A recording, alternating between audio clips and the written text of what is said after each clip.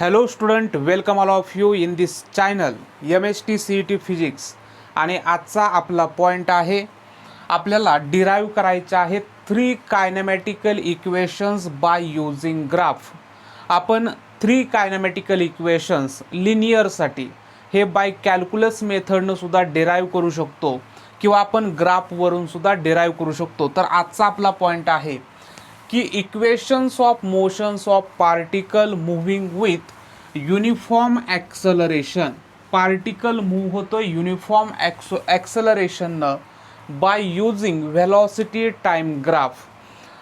आपण एक्स ॲक्सिसला घेतलेला आहे टाईम आणि वाय ॲक्सिसला घेतलेले आहे व्हेलॉसिटी, आणि युनिफॉर्म ॲक्सलरेशनचा हा जो ग्राफ आपल्याला मिळाला आहे तो मिळालेला आहे स्ट्रेट लाईन. हा इंडिकेट करतोय इथं जे ॲक्सलरेशन आहे ते युनिफॉर्म ॲक्सलरेशन आहे along the positive x axis.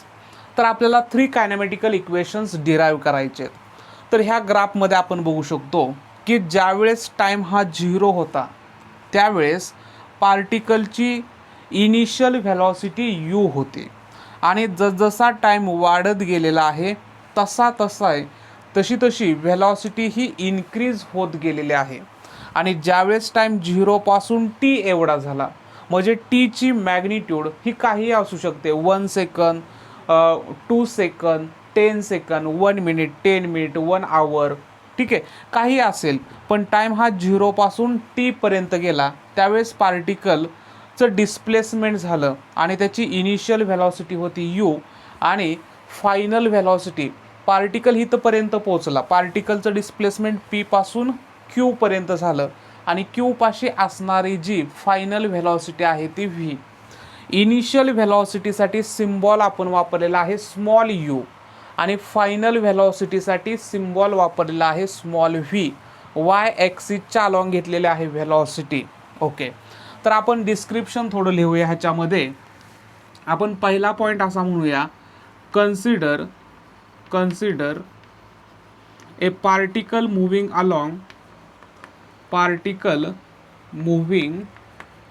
along straight line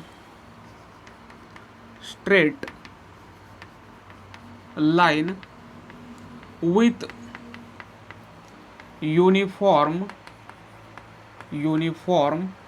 acceleration. ठीक आहे. let x equal to 0 be the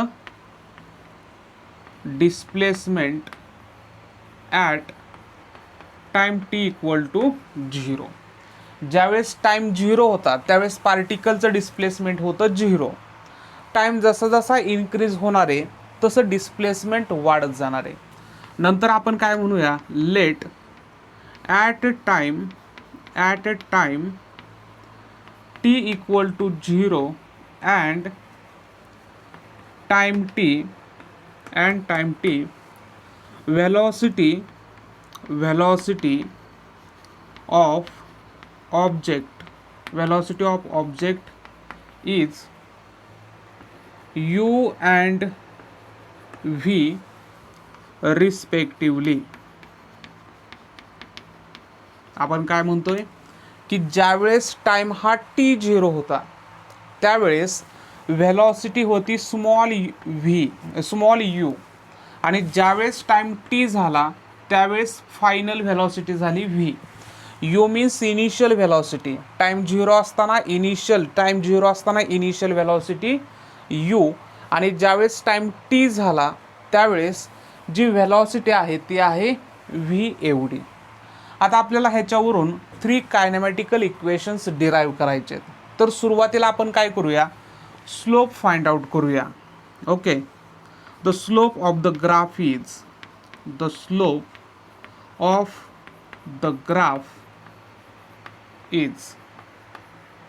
slope find out करण्यासाठी आपल्याला फॉर्म्युला माहीत आहे, slope equal to y2 minus y1 upon x2 minus x1. आणि जर आपण व्हेलॉसिटी टाईम ग्राफचा जर आपण स्लोप फाइंड आउट केला तर आपल्याला थर्ड क्वांटिटी मिळणार आहे, टी म्हणजे आहे ॲक्सलरेशन. हे अगोदरच्या व्हिडिओजमध्ये आपण पाहिलेलं आहे. म्हणजे हा स्लोप म्हणजेच असणारे ॲक्सलरेशन. y2 म्हणजे असणारे फायनल व्हेलॉसिटी. इथं लिहूया आपण व्ही मायनस y1 म्हणजे हे असणारे व्हेलॉसिटी u. कारण हा पॉईंट काय होणार आहे, हा पॉईंट असणारे y2 आणि हा पॉईंट असणारे y1 आणि y2च्या खाली असणारा पॉईंट असणारे x1चा आणि y1च्या खाली म्हणजे अलॉंग द x डायरेक्शनला असणारा पॉईंट असणारे हा x, हा असेल x2चा आणि हा असेल x1चा. तर y2 ची व्हॅल्यू असणारे v, y1 ची व्हॅल्यू आहे u, x2 आहे t, टाइम आहे t मायनस x1, इथं टाइम आहे 0. म्हणजेच आपल्याला acceleration equal to v minus u upon T मिळालं. जर आपण हा जो टाइम आहे हा टाइम आपण लेफ्ट साईडला आणला तर at equal to v minus u मिळेल.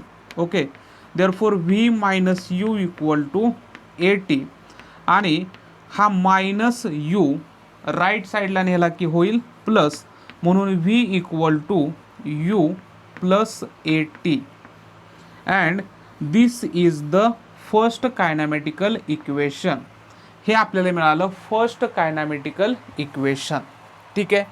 आता त्याच्यानंतर आपण सेकंड कायनॅमेटिकल इक्वेशन फाइंड आउट करूया.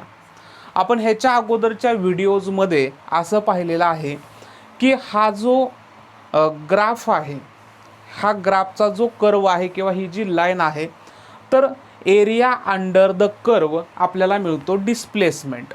का मिळतो डिस्प्लेसमेंट, तर व्हेलॉसिटीचा फॉर्म्युला काय आहे, displacement upon time. Therefore displacement equal to काय मिळणार आहे, तर displacement equal to velocity multiply time. म्हणजे एक्स ॲक्सिसला टाइम आणि वाय ॲक्सिसला व्हेलॉसिटी, ह्या दोघांची मल्टिप्लिकेशन केली तर आपल्याला काय मिळणार आहे, हा एरिया आणि एरिया म्हणजेच असणारे डिस्प्लेसमेंट. तर आपण सेकंड पॉईंटमध्ये फाइंड आउट करूया total area under the curve. म्हणून मी इथं सेकंड पॉईंट असा लिहितो, total area under the curve, total area under the curve. तर हा टोटल एरिया म्हणजेच काय असणार आहे, डिस्प्लेसमेंट. आणि डिस्प्लेसमेंटसाठी सिम्बॉल घेतो आपण स्मॉल एस. तर हा कोण आहे, एरिया अंडर द कर्व कोण आहे, तर O P Q R S. हा जो क्वाड्रिलॅटरल बनलेला आहे त्याचा एरिया. म्हणून एस इक्वल टू म्हणजेच डिस्प्लेसमेंट इक्वल टू आपण काय लिहिणार आहे, एरिया ऑफ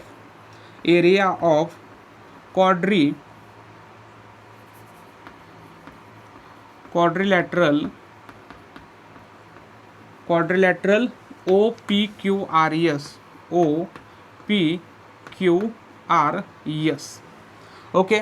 आता हाच एरिया आपण काय करूया, टू पार्टमध्ये डिवाइड करूया. म्हणजे आपण इथून एक स्ट्रेट लाईन आपण अशी ड्रॉ केली तर हा काय होणार आहे, एक होणार आहे रेक्टँगल आणि हा कोण होणार आहे, ट्रायंगल. म्हणजे क्वाड्रिलॅटरलचा जो एरिया आहे, एरिया ऑफ द क्वाड्रिलॅटरल आहे, एरिया ऑफ द क्वाड्रिलॅटरल आहे त्यालाच आपण काय म्हणूया, area of rectangle O P R S plus आपण काय म्हणू शकतो, एरिया ऑफ ट्रायंगल कोणता आहे, P Q R.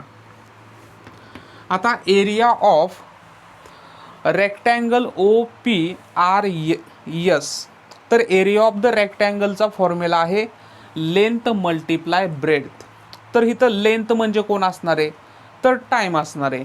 0 to t म्हणजे टाइम किती झाला t आणि व्हेलॉसिटी झाली 0 पासून u पर्यंत. म्हणजे u मल्टिप्लाय टी ut असं केलं तर आपल्याला मिळणार आहे area of O P R S. कारण लेंथ इथं किती मिळाली आपल्याला, लेंथ मिळाली t आणि इथं ब्रेड्थ आपल्याला किती मिळाली, u मिळाली. म्हणून u multiply t is the area of quadrilateral plus area of ट्रायंगलचा फॉर्म्युला काय आहे तर 1/2 बेस इंटू हाईट हा फॉर्म्युला आहे एरिया ऑफ द ट्रायंगलचा. तर त्याचे 1/2 आपण इथं घेतले. आता इथं हाईट किती असणार आहे तर इथून आर पर्यंतची व्हेलॉसिटी आहे यू आणि एक्स ॲक्सिसपासून क्यू पर्यंतची व्हेलॉसिटी आहे व्ही. तर एवढी जी व्हेलॉसिटी आहे ती किती मिळेल आपल्याला तर ह्या व्ही मधून आपल्याला सबट्रॅक्ट करावं लागेल यू, म्हणजे ते असणारे व्ही मायनस यू, म्हणजे V minus U is the height of the triangle. आणि त्याचा जो बेस असणार आहे तो बेस काय असणार आहे इथं टाईम आहे 0 to t, म्हणजे T is the base and V minus U is the height. म्हणून आपण बेस मल्टिप्लाय काय करूया height V minus U. But here आपल्याला माहीत आहे की V minus U equal to काय मिळालेलं आहे 80. V minus U equal to आपल्याला मिळालेला आहे 80. म्हणून मी U T plus 1/2 V minus एक मिनटं इथं लिहिताना माझं चुकलं, व्ही मायनस यू करावं लागेल. तर V minus U equal to कोण आहे 80, म्हणून इथं घेतला 80 आणि हा टी इंटू टी झाला टीचा स्क्वेअर, म्हणून S equal to U T plus 1/2 A T square. आणि हा जो फॉर्म्युला मिळाला, हे जे इक्वेशन आपल्याला मिळालं, हे इक्वेशन मिळालं second kinematical equation of uniform acceleration. म्हणजे हे फर्स्ट कायनॅमॅटिकल इक्वेशन, हे second kinematical equation for linear मोशनमध्ये. पण हे जे ॲक्सलरेशन आहेत हे ॲक्सलरेशन आहेत युनिफॉर्म ॲक्सलरेशन. आता त्याच्यानंतरचं थर्ड कायनॅमॅटिकल इक्वेशन आपण डिराईव्ह करूया. थर्ड कायनॅमॅटिकल इक्वेशन डिराईव्ह करण्यासाठी आपल्याला फॉर्म्युला यूज करायचा आहे व्हेलॉसिटीचा formula. We know the formula of velocity. तर velocity we know velocity equal to displacement upon time. Therefore आपल्याला डिस्प्लेसमेंट इक्वल टू काय मिळेल व्हेलॉसिटी इंटू टाईम. बट आता इथं व्हेलॉसिटी घेत असताना आपण घेऊया ॲव्हरेज व्हेलॉसिटी, म्हणून व्हेलॉसिटी ॲव्हरेज इंटू टाईम घेऊया डिस्प्लेसमेंट. व्हेलॉसिटी ॲव्हरेज कशी मिळते तर total velocity divided by total time. म्हणून ॲव्हरेज व्हेलॉसिटी टोटल व्हेलॉसिटी कशी असणार आहे तर final velocity plus initial velocity divided by 2 V plus you upon 2 ही झाली average velocity multiply time as it is. आता ह्या इक्वेशनला आपण काय करूया मल्टिप्लाइड आणि डिवाइड व्ही मायनस यू करूया. काही फरक पडणार नाही, आपल्याला ओरिजिनल इक्वेशन मिळणार आहे. तर व्ही प्लस यू ह्याला मल्टिप्लाय केला आपण व्ही मायनस यूनं डिवायडेड बाय 2. इथं टी मल्टिप्लाय आहेत आणि खाली डिवाइड पण आपण केलं व्ही मायनस यूनं. ओके, आपण मल्टिप्लाय पण केलं व्ही मायनस यूनं आणि डिवाइड पण केलं व्ही मायनस यूनं. बट एक फॉर्म्युला आपल्याला माहिती आहे की ए प्लस बी आणि दुसऱ्या ब्रॅकेटमध्ये ए मायनस बी, म्हणजे आपल्याला फॉर्म्युला मिळतो ए स्क्वेअर मायनस बी स्क्वेअर. ओके, ए स्क्वेअर मायनस बी स्क्वेअरचा फॉर्म्युला असतो ए प्लस बी आणि दुसऱ्या ब्रॅकेटमध्ये ए मायनस बी. तर ह्याच्या उलट आपण लिहू शकतो ए स्क्वेअर मायनस बी स्क्वेअर. तर इथं आपण काय लिहू शकतो V square minus U square हा फॉर्म्युला आपण इथं वापरूया. म्हणून ह्या ठिकाणी मी लिहितो V square minus U square multiply T divided by 2 V minus you. इथं आहे यस. ठीक आहे, त्याच्यानंतर मी हे इरेज करतो, इथून सॉल्व करतो खाली. तर इथून ह्या ठिकाणी लिहितोय मी S equal to V square minus U square. आता इथं टीची पॉवर असणारे 1, काहीच नाही म्हणजे पॉवर असणारे 1. जर आपण तो टी व्ही मायनस यू ह्या ठिकाणी घेतला तर पॉवर होणारे -1 आणि परत तोच टी अजून खाली घेतला तर त्याची पॉवर होणार आहे +1, म्हणजे V minus you divided by T केलं तर ही -1 अजून खाली घेतला तर पॉवर झाली प्लस, मग V minus U upon T म्हणजे change in velocity, final velocity minus initial velocity upon time म्हणजे change in velocity upon time, हे तर आहे ॲक्सेलरेशन. म्हणून आपण S equal to V square minus U square divided by 2a असं लिहू शकतो. ओके, देअरफोर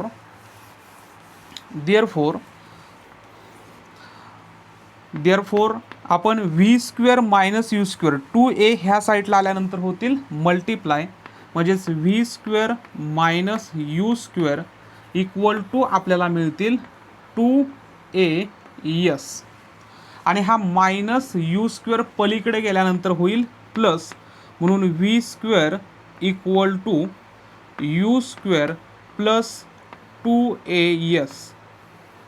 ओके, आणि हे जे इक्वेशन मिळालं हे इक्वेशन आपल्याला मिळालं थर्ड कायनेमॅटिकल इक्वेशन. म्हणजे आपण ह्या ग्राफवरून 3 कायनेमॅटिकल इक्वेशन्स फाइंड आउट केले. त्याच्यामधलं पहिलं कायनेमॅटिकल इक्वेशन मी लिहितो. पहिलं कायनेमॅटिकल इक्वेशन्स आपल्याला मिळालं V equal to U plus A T.